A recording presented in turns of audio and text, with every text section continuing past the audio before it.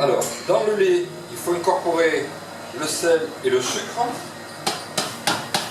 Ensuite, le beurre. Voilà.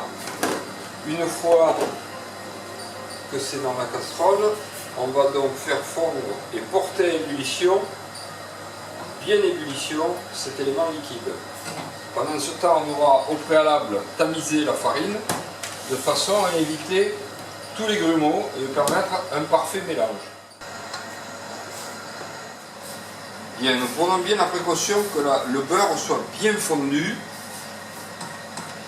Donc ça bout parfaitement bien, le beurre est parfaitement bien fondu.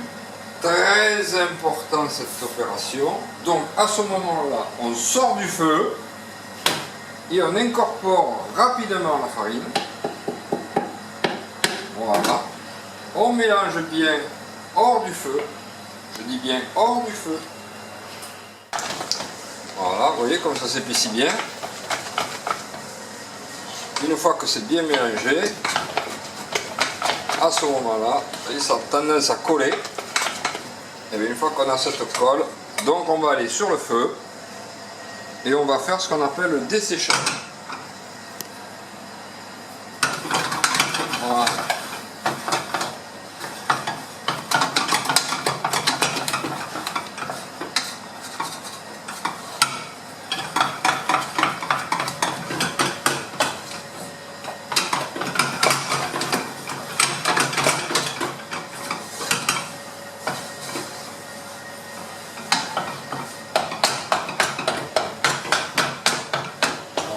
On hache la pâte à choux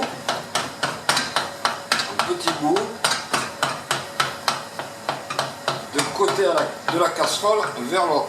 Ensuite, on amalgame et on recommence. C'est une astuce de mélange?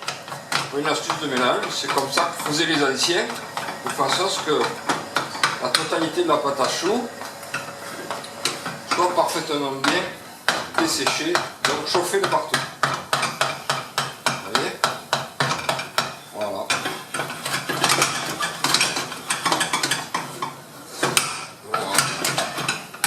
Voilà, donc là elle est desséchée.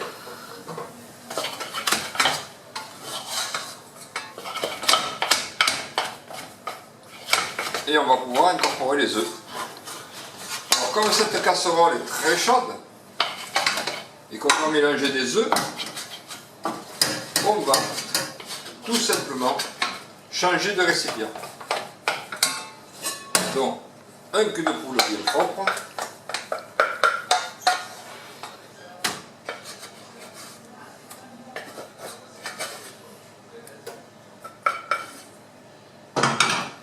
Et là, on va pouvoir mélanger les œufs. Alors, on va mettre les œufs un par un. Alors, rapidement le premier, puisque cette masse très chaude risque de nous faire cuire l'œuf. Et pour éviter ça, eh bien, il faut se dépêcher un peu. Après, quand l'œuf refroidit, la pâte à choux refroidit, c'est moins important. Mais au début, il faut faire ça rapidement. Alors, si on a un petit batteur ménager, ah ben oui, c'est sûr, c'est plus pratique. C'est moins fatigant, mais ça fait plus de bruit. Voilà, vous voyez, ça va assez vite. Hein. Et on bat bien la pâte à choux. Bien la battre. La pâte à choux fait partie de la famille des pâtes battues. Va bien, c'est important, c'est une des clés de la réussite de cette pâte. Voilà. Quand l'œuf est parfaitement bien mélangé, incorporé, on passe au second.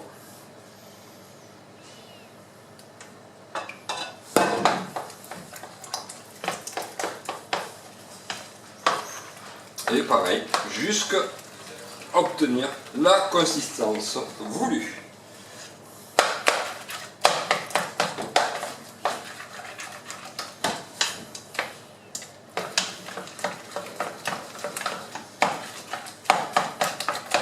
Le dernier œuf, doucement, vous voyez comme la pâte à choux est bien liée, comment elle commence à être assez brillante, lisse. Donc on n'est pas loin de la réalité. Donc toujours bien mélanger.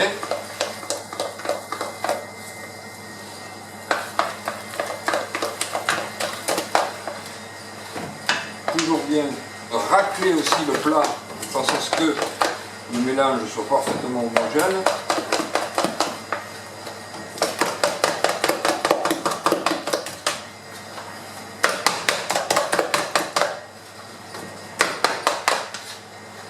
Voilà. Et alors là, vous voyez la petite astuce, le s'affaisse. Donc, on va faire un bec, comme ceci, et vous voyez, le bec tombe tout doucement. Voilà. Vous voyez? Voilà. Et là, donc, elle est ni molle, ni dure, elle est souple, donc à point. Et à partir de là, on va pouvoir procéder au remplissage de la poche et pour pouvoir réaliser le dressage d'une poche à douille. Alors, plusieurs systèmes, hein. La poche jetable ou la poche réutilisable. Il faut penser bien sûr à bien nettoyer et sécher entre les périodes d'utilisation. On remplit